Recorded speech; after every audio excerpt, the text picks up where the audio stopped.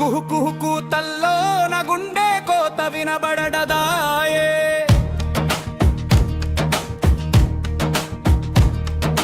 చకచక పట్టలపైన బతుకు బండి ఆగకపోయే, నా బతుకు బండి ఆగకపోయే. రైలే రెండో ఇల్లు ఆయే, ఆ ఇంట్లో నేను ఒంటరి ఆయే. నా పని పడతికి సవితే ఆయే, సగం బుకకు చీకటి పని ఆయే. కంటి మీది కునుకే కరువాయే, నా ఏ కరువుకి ఆఖరి లేదే. సరుకుకు నేను కాపలాయే, నా కాపరి కారు చీకటి ఆయే. కుహు కూతల్లో నా గుండె కోత వినబడయాయే. చకచక పట్టలపైన బతుకు బండి ఆగకపోయే, నా బతుకు బండి ఆగకపోయే. ఊరు కాస్త దూరమాయే, ఊరూరులు తిరగడమే సరిపాయే. అన్ని ఊళ్ళు ఉన్నా కానీ ఏ ఊరు సొంతం కాదాయే.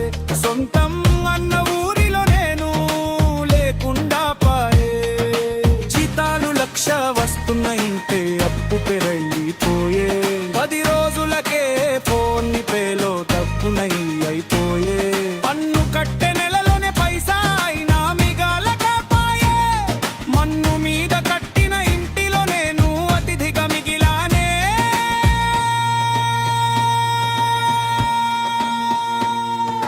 కుహు కుహు కూతల్లో నా గుండె కోత వినబడదాయే.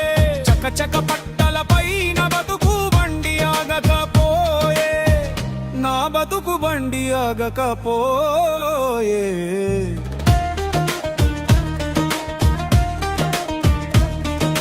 మరకే లేకుండా ఇంటికి తిరిగి రాలేమోయి, దిగులే లేకుండా ఇంటి నుంచి పోలేమోయి. పద్ధతిగా పని చేసే వాడికెలే వద్దన్నా నైటూటీలు, పని తప్పించుకుని తిరిగే వాడికి పొద్దున్నే పైలెట్లు. పండగలకు సెలవు లేదాయే, సెలవున్న రోజు పండగ కాదాయే. పిల్లలు దీపావళి టాపాసులు పేలుస్తుంటే మనం దూరం నుంచి చూసే బొమ్మలాయే. కుహు కూతల్లో నా గుండె కోత వినబడదాయే. చకచక పట్టలపైన బతుకు బండి ఆగకపోయే, నా బతుకు బండి ఆగకపోయే.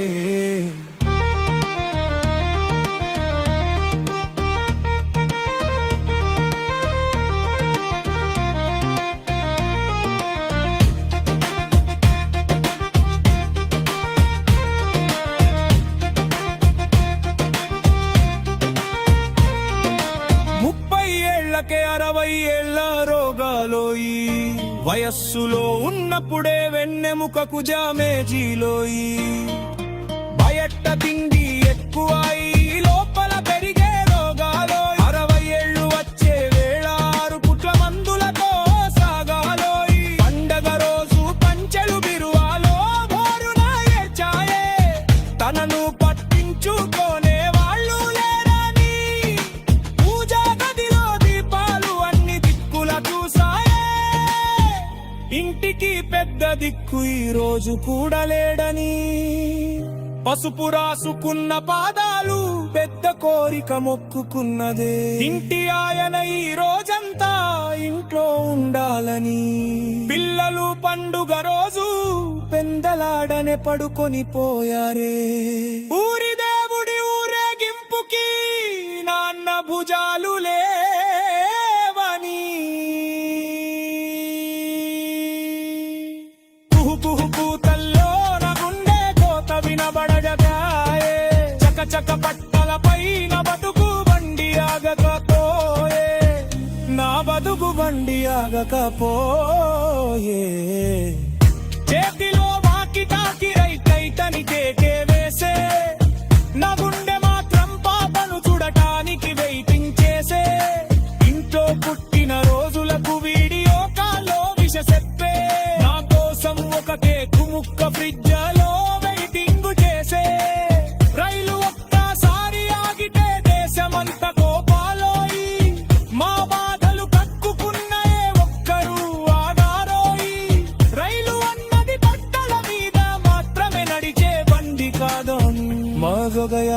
మీద కూడా నడిచే బండి కూరనోయి